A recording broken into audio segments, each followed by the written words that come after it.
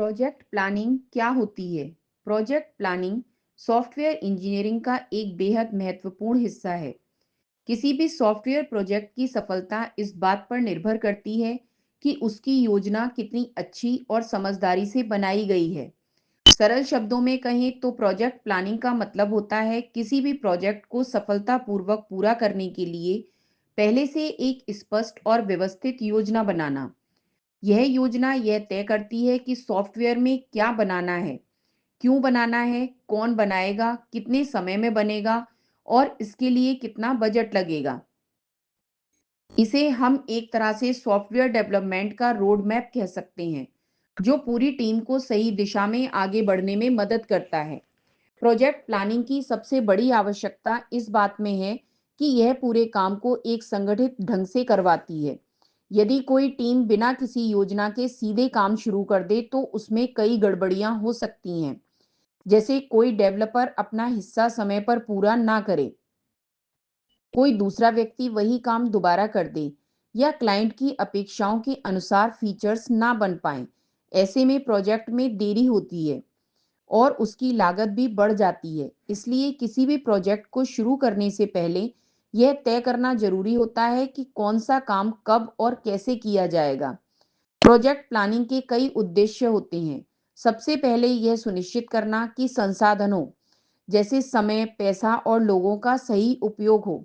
दूसरा, प्रोजेक्ट तय समय पर पूरा किया जाए ताकि क्लाइंट को डिलीवरी में देरी ना हो।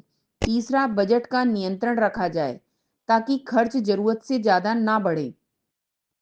इसके साथ साथ यह भी जरूरी है कि सॉफ्टवेयर की गुणवत्ता बनी रहे और उसमें कोई बड़ी गलती ना रह जाए।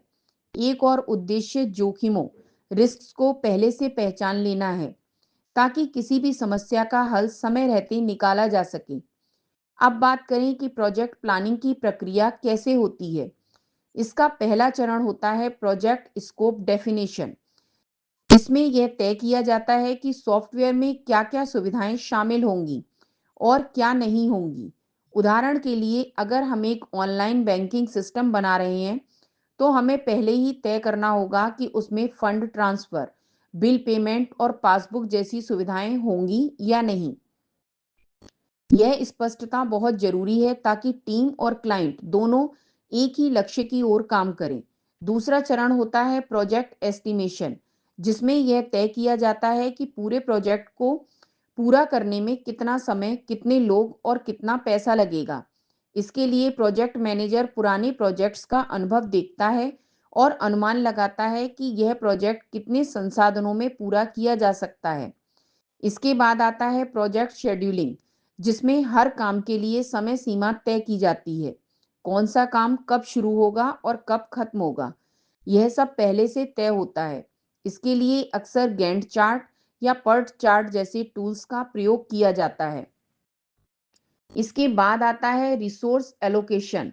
हर प्रोजेक्ट में कई तरह के संसाधन लगते हैं, जैसे developers, testers, designers, software tools और हार्डवेयर सिस्टम।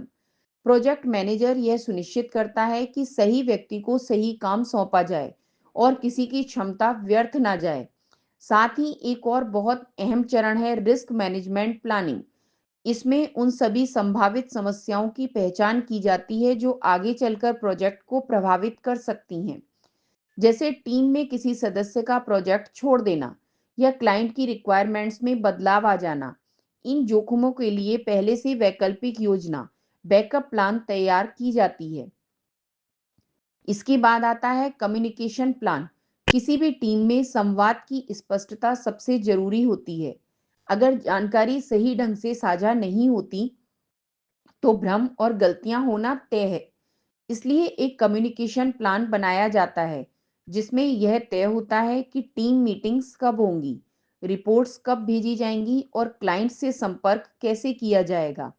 इसके साथ ही क्वालिटी प्लान भी तैयार किया जा सकता है ताकि सॉफ्टवेयर की गुणवत्ता बनी रहे। इस चरण में टेस्टिंग, कोड रिव्यू और डॉक्यूमेंटेशन जैसे कार्य शामिल हैं। यदि हम इसे एक उदाहरण से समझें तो मान लीजिए किसी कॉलेज ने अपने लिए अटेंडेंस मैनेजमेंट सिस्टम बनवाने का आदेश दिया। प्रोजेक्ट मैनेजर पहले यह तय करेगा कि सिस्टम केवल छात्रों की उपस्थिति दर्ज करेगा या शिक्षकों की भी। फिर वह अनुमान लगाएगा कि यह काम कितने लोगों से और कितने समय में पूरा किया जा सकता है। इसके बाद वह एक शेड्यूल बनाएगा, जैसे 1 सप्ताह रिक्वायरमेंट एनालिसिस के लिए, 2 सप्ताह डिज़ाइन के लिए, 3 सप्ताह कोडिंग के लिए और 1 सप्ताह टेस्टिंग के लिए।